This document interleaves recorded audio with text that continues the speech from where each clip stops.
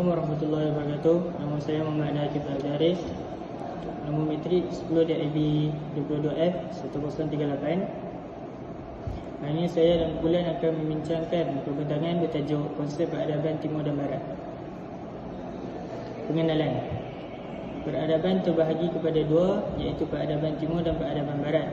Peradaban Timur merangkumi masyarakat daripada tamadun Islam, tamadun Cina, tamadun Jepun dan tamadun India. Peradaban Barat pula merangkumi masyarakat Bukan Asia, iaitu Amerika Syarikat dan Eropah. Peradaban juga boleh ditakrifkan sebagai pencapaian dan pemerolehan dari segi pelakuan, pemikiran dan penciptaan yang baik. Contoh, kita boleh tengok peradaban itu maju ataupun tidak. Kita boleh tengok cara pemikiran masyarakat dan nilai murni mereka. Lebih tinggi cara pemikiran masyarakat, lebih maju peradaban itu. Peradaban merujuk kepada manusia, berasaskan budaya untuk membezakan manusia dengan manusia yang lain. Peradaban juga ditakrifkan oleh unsur-unsur objektif yang sama seperti bahasa, sejarah, agama, adat istiadat dan lain-lain. Untuk kita membezakan sesuatu peradaban dengan melihat budaya mereka. Manusia juga berlainan dari segi kulit, cara percakapan, bahasa, agama dan sejarah. Kita masuk kepada soalan pertama, iaitu faktor kedatangan Portugis ke Tanah Melayu. Terdapat 3 faktor, iaitu kekayaan, keagamaan dan kemegahan. Faktor pertama ialah kekayaan. Malaysia merupakan pusat pelabuhan yang terkenal di dunia. Salah satunya negeri Melaka yang mempunyai pelbagai rempah seperti kayu manis, lada hitam, bunga cengkeh dan buah bala. Bahan rempah ini merupakan permintaan yang tinggi di Eropah kerana kegunaan bahan ini amat istimewa untuk mengawet dan menyedapkan makanan. Contohnya seperti membuat daging dan kambing perah. Faktor kedua ialah keagamaan. Portugis datang ke Melaka untuk menyebarkan agama Kristian dan juga ingin menghapuskan agama Islam di timur. Oleh disebabkan penyebaran agama Kristian yang sangat kuat di Portugis, jadi mereka mahu meluaskan agama Kristian di Tanah Melayu. Faktor ketiga ialah kemegahan. Portugis juga ingin bersaing dengan negara-negara penjajah lain untuk memartabatkan negaranya. Portugis juga ingin membina sebuah empayar yang kukuh di luar daripada Eropah. Sekian daripada saya serahkan kepada sahabat saya, Fitri. Dan salam sejahtera. Terima kasih kepada saudara Adam. Seterusnya saya Ahmad Fitri dari kelas JIB 1B. Nombor kad metrik saya 10 JIB 22F 1004. Saya akan menerangkan 3 pengaruh peradaban Barat di Kepulauan Melayu. Yang pertama, politik. Politik memperkenalkan sistem demokrasi, iaitu sistem pemerintahan dengan kuasa mengubah undang-undang dan struktur kerajaan. Sistem demokrasi ini juga mengutamakan suara rakyat dan rakyat juga berkuasa penuh dalam penentuan untuk memilih pemimpin mereka. Contoh demokrasi yang diperkenalkan oleh Barat ialah demokrasi berparlimen. Malaysia telah mengamalkan demokrasi berparlimen sejak mendapat kemerdekaan dari British. Demokrasi berparlimen ini diamalkan di bawah pentadbiran raja berperlembagaan. Yang kedua, sosial. Barat menggunakan cara berfikir yang lebih moden pada ketika itu, iaitu berfikiran secara terbuka. Apabila masyarakat di Kepulauan Melayu berfikir secara terbuka, ia menyebabkan masyarakat kurang mempercayai perkara-perkara seperti pantang larang, petua dan sebagainya. Barat juga mengamalkan sosial kekeluargaan yang tidak sesuai diamalkan oleh budaya masyarakat di Kepulauan Melayu. Contohnya, budaya Barat mula mengiktirafkan persetujukan tanpa berkahwin, hubungan sesama sejenis dan sebagainya. Pengaruh Barat juga mencari alternatif lain bagi menggantikan institusi kekeluargaan dalam masyarakat di Kepulauan Melayu. Perkara ini tidak sesuai sama sekali dengan masyarakat Islam di Kepulauan Melayu. Yang ketiga, ekonomi. Barat mengamalkan sistem ekonomi secara kapitalis yang menjadikan faedah iaitu riba sebagai asasnya. Sebagai contoh, membuat pinjaman, iaitu peminjam perlu membayar wang pinjaman berapa peratus dari jumlah asal yang dipinjamnya kerana terdapat riba. Barat juga memperkenalkan sistem ekonomi sosialis. Sistem ekonomi sosialis ini sebenarnya agak berat sebelah. Oleh kerana itu, undang-undang buruh telah ditubuhkan untuk melindungi hak pengusaha agar kelihatan lebih saksama dan adil. Akhir sekali, sistem ekonomi campuran turut diperkenalkan. Ekonomi masyarakat di Kepulauan Melayu dibahagikan mengikut bangsa semasa pemerintahan Barat mengamalkan dasar pecah dan perintah.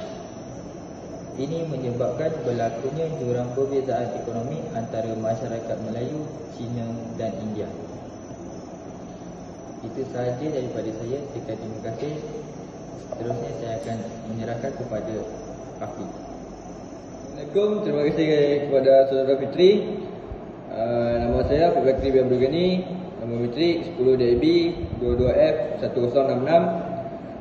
Saya ingin membincangkan tentang kesan pengaruh peradaban Timur Tengah ke Kepulauan Melayu. Kesan kedatangan Timur Tengah pengaruh peradaban Timur Tengah yang membawa ajaran agama Islam memberi impak yang sangat besar ke atas budaya masyarakat Melayu. Antara kesan dan pengaruh Islam terhadap peradaban Melayu adalah terhadap akidah dan kepercayaan. Sebahagian masyarakat Melayu telah meninggalkan ajaran agama Hindu Buddha dan mempercayai tahyul dan khurafat, iaitu kepercayaan animisme, dinamisme dan penyembahan nenek moyang atau hyang, serta kepercayaan Hindu Buddha digantikan dengan akidah tauhid. Selain itu, kemasukan pengaruh Timur Tengah ini bukan sahaja mengakis pengaruh peradaban India sebelum ini, tetapi telah mengubah pegangan agama, kepercayaan, pemikiran, cara hidup, sistem pemerintahan, perundangan dan pelbagai lagi. Namun begitu, pengaruh peradaban India tidak sepenuhnya hilang, cuma diadaptasi bersama dan disesuaikan dengan ajaran Islam. Contoh, hierarki pemerintahan, adat perkahwinan dan warisan kesenian. Selain itu, kesan terhadap bahasa dan pendidikan. Peradaban Melayu dipengaruhi oleh Timur Tengah dari segi penggunaan bahasa. Tulisan Jawi juga digunakan untuk tujuan persubratan Melayu.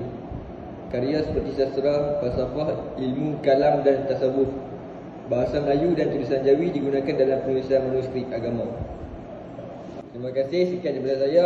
Saya akan serahkan pembincangan ini kepada Khairuddin.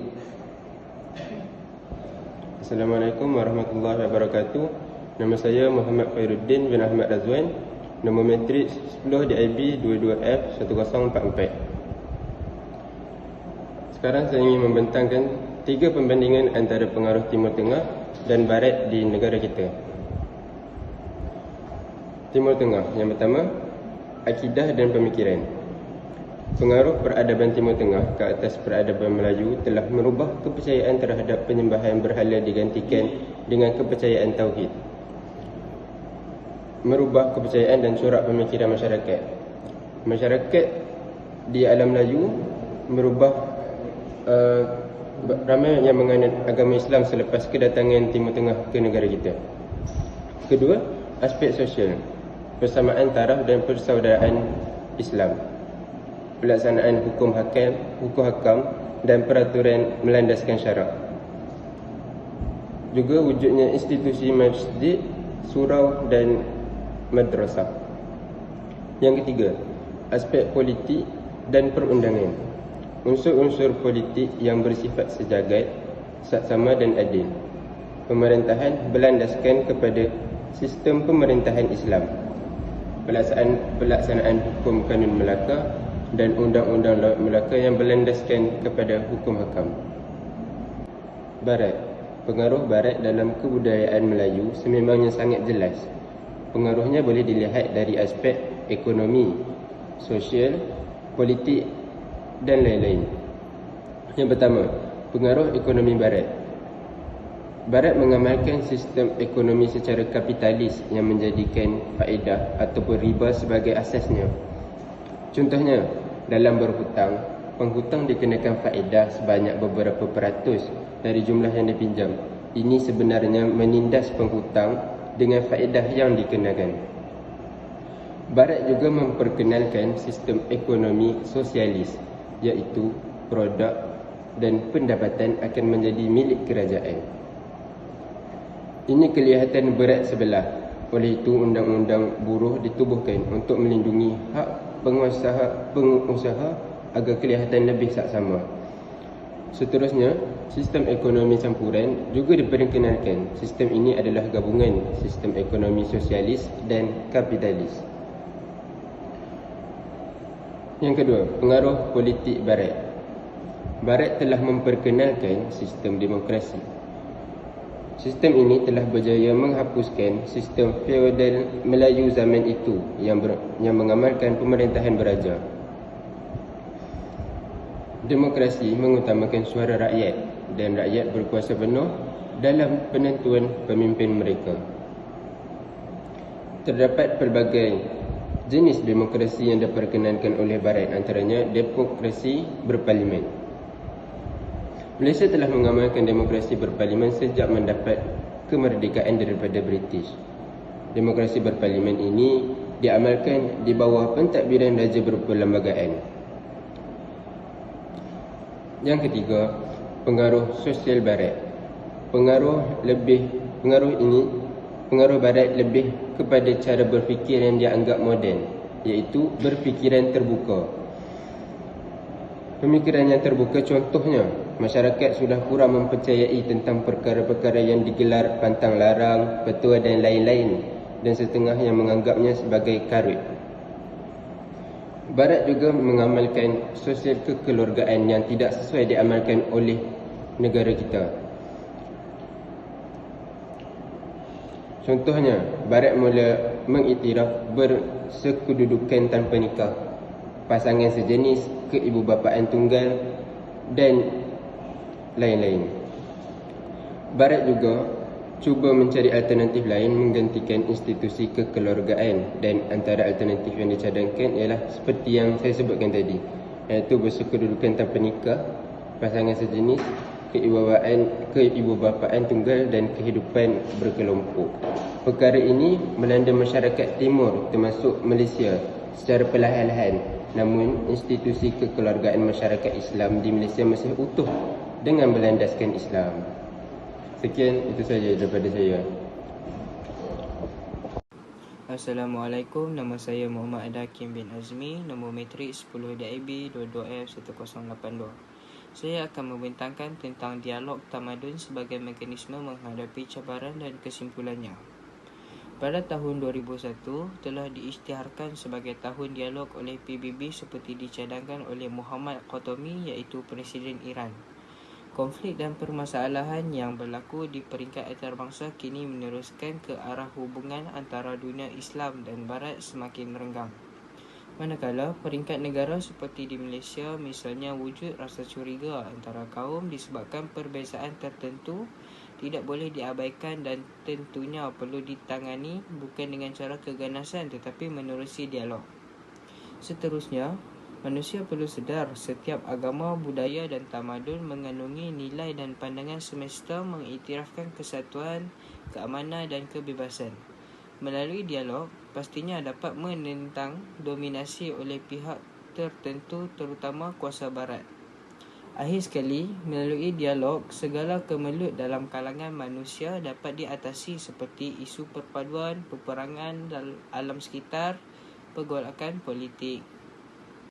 Kesimpulannya pula adalah dialog antara tamadun merupakan kaedah terbaik dan relevan dalam menangani isu-isu ketamadunan. Seterusnya, cabaran yang sedang dihadapi oleh dunia pada masa kini hasil daripada pertembungan antara kaum. Dan akhir sekali ialah dialog akan menyuburkan rasa penghargaan, pemahaman dan penerimaan akan hakikat kepelbagaian tamadun, budaya dan agama. Sekian, terima kasih.